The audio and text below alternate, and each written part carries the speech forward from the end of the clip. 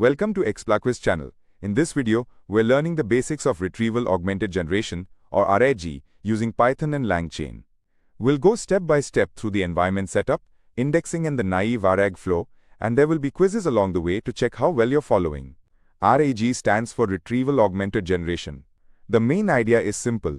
Instead of depending only on what an LLM learned during training, we first retrieve relevant external content and then pass it into the model as context.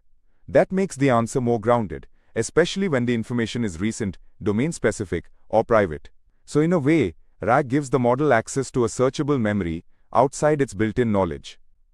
This tutorial uses a practical stack that many developers start with. Python is the coding language, LangChain acts as the framework to connect components, ChromaDB works as the vector store, and OpenAI models are used for embeddings and generation.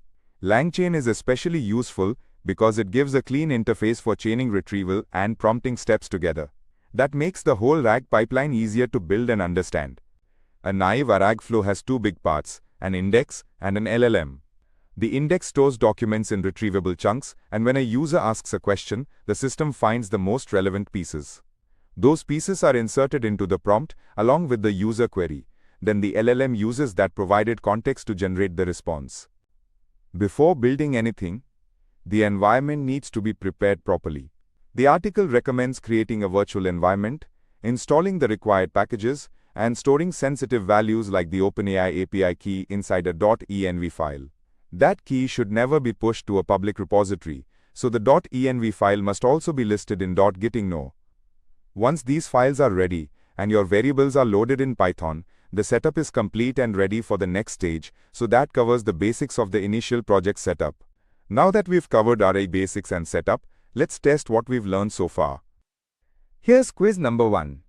See if you can get it right. Question 1. What is the main purpose of RAG in an LLM application?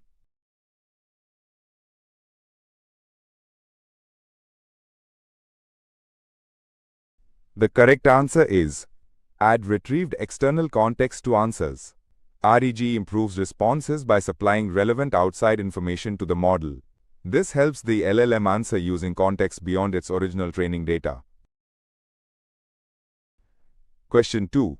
Which tool in this tutorial is used as the vector database?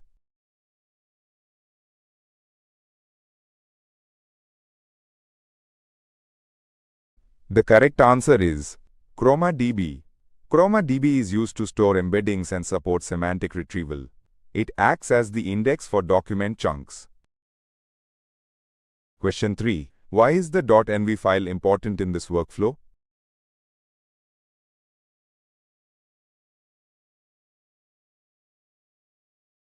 The correct answer is it keeps sensitive keys separate from code.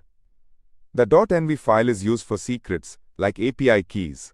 Keeping them outside the main codebase improves security and makes it easier to avoid exposing them publicly. To create the index, the article uses the 2024 State of the Union transcript as the source data. Instead of storing the whole transcript as one large block, the text is split into smaller chunks. These chunks are turned into LangChain document objects, which makes them easier to process and retrieve later. Chunking matters because smaller focused pieces usually lead to more accurate matches during search. Once the text is chunked, each chunk needs to be converted into an embedding. An embedding is basically a numerical representation of meaning, so similar text ends up close together in vector space. ChromaDB stores these vectors and uses semantic similarity search to compare a user query against them. The closest matching chunks are then returned as the most relevant context. After creating the vector store, the chunked documents are uploaded into it. The system returns document IDs, which confirms the data has been inserted. Then you can run a test query and manually inspect the retrieved chunks to see if they are relevant.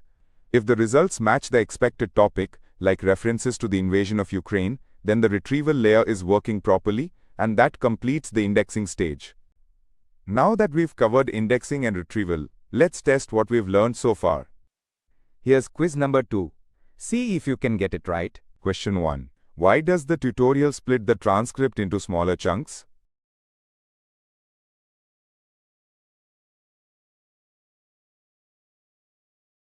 The correct answer is to improve retrieval accuracy. Smaller chunks are usually more focused and easier to match semantically. That helps the retriever return more relevant context. Question 2. What do embeddings represent in this workflow?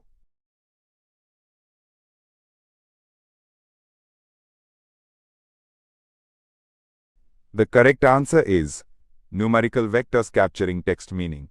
Embeddings convert text into vectors, so semantic similarity can be measured.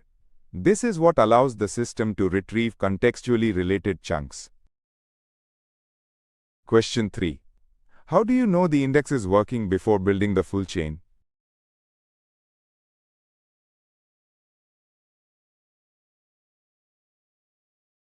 The correct answer is a test query returns sensible relevant chunks. The article suggests manually checking retrieval output. If the returned chunks match the intended topic, the index is behaving as expected. With retrieval working, the next step is assembling the actual RAG chain. The article creates the retriever, sets up the LLM, and defines a helper function to join retrieved document content into a single string. That string becomes the context passed into the prompt. This is the bridge between retrieval and generation. A very important part of naive RAG is the prompt design. In this tutorial, the prompt is made stricter, so the model answers only from the provided context, not from its broader training knowledge. That helps demonstrate whether retrieval is actually driving the answer. It also reduces the chance of unsupported or invented responses. The final test is very practical. First, ask a question that the retrieved transcript can support, and the model should answer correctly from that context. Then ask something not covered by the retrieved content, and the system should respond that it does not know based on the context provided. That shows the chain is behaving like a grounded naive RA system, and now we've completed the full introductory workflow. Now that we've covered RAG chain behavior, let's test what we've learned so far. Here's quiz number 3. See if you can get it right. Question 1. What is the role of the formatting function in the RAG chain?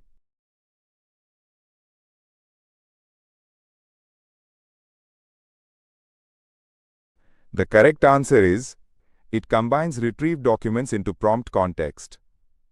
The formatting function takes the retrieved document content and prepares it as a string for the prompt. This lets the LLM see the relevant context clearly. Question 2. Why does the tutorial use a stricter prompt?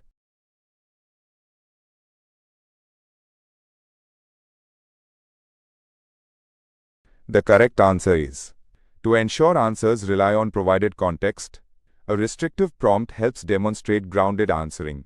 It tells the model to stay within the supplied context rather than guessing from prior knowledge. Question 3. What does it mean if the model says it does not know based on the context provided?